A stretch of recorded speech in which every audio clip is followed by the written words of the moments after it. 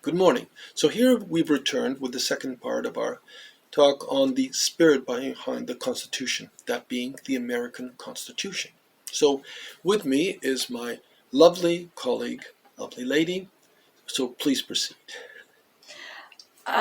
We broke off our discussion of the true spirit between or behind the American Constitution at the point where you were contrasting the two competing streams and thoughts from which it arose. Yes, exactly. We were looking at basically the French and the English philosophers at the time. So that is why, to this day, the debate rages on between those who focus on the words of the Constitution and those who focus on the pragmatic substance that lies behind it. So also it bears mentioning that these ideals are not specifically American. Instead, they're a fusion of the ideas of great leaders in European thought in the late 18th century, those being the French and the English philosophers. And I think this is important to understand from the start. And these ideas, in turn, were an extension of the spirit latent within those respective cultures. And therefore, they have their roots deep within those cultures and extend back hundreds, if not thousands of years. So And where it's a does that stream, leave us? well, just Sorry. let me finish, a stream of thought, in fact, that has been cultivated and forged over that time, quite independent of the American experience. Sorry, go ahead. So where does that leave us? Well, so in a real sense, in a very, very real sense, the American Constitution, as it has been presented to us, is something of an illusion. It's presented as being some great milestone in world history. And in doing so, there is something a little fraudulent. Its precipitating event was not a revolution, but an insurrection. Its ideas were not some completely fresh spark of genius, of unique human inspiration, a unique paradigm, nor is it a unique paradigm shift in history, but an extension of the contemporary philosophical thought of the time.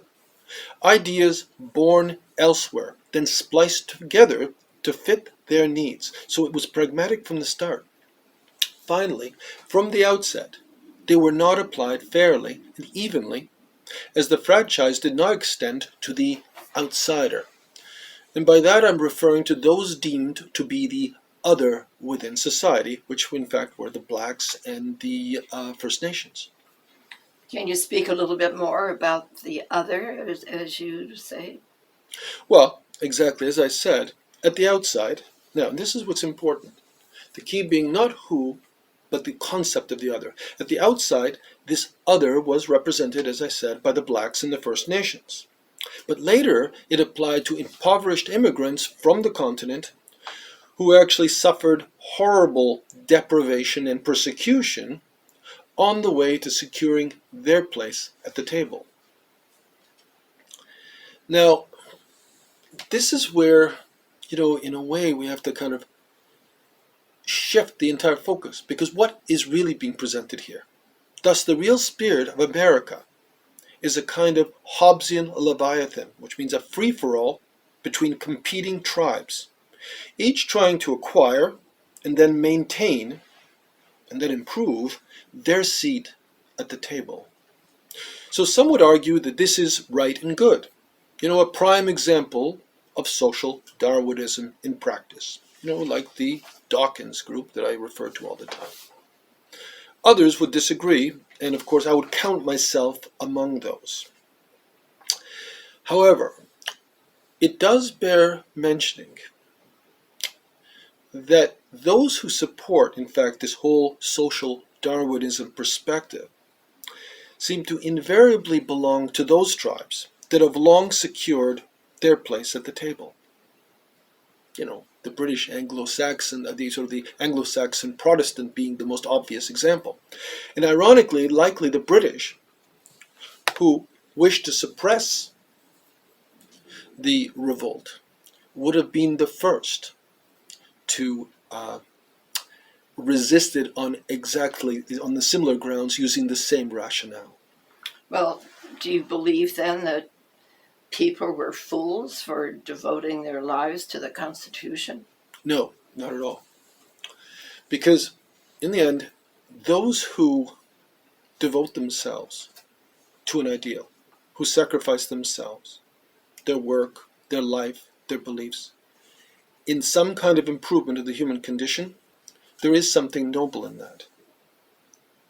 And I think that if indeed, when they do, meet their maker, such people, I think they will be rewarded for what they have done and what they have sacrificed.